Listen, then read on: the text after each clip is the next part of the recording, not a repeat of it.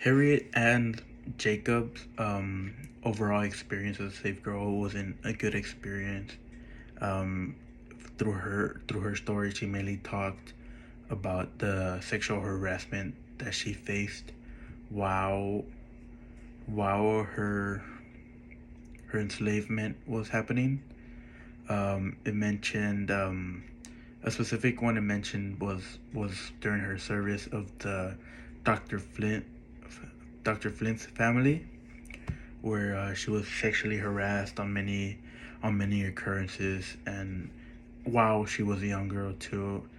In her story, it said it was her 15th year of service, so that would make her pretty young, considering she would be enslaved probably right when she was born.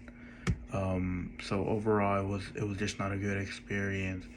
Through all those harassments and the sexual advances made by her master during these times.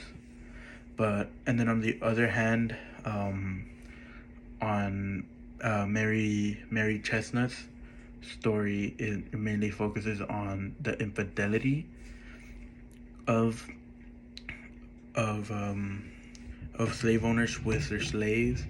They would have their wife um, in their own house while they're having relationships with other slaves, fathering children um, that come from slaves while they're married themselves, and yet they don't follow the values that they might make their members of their family follow.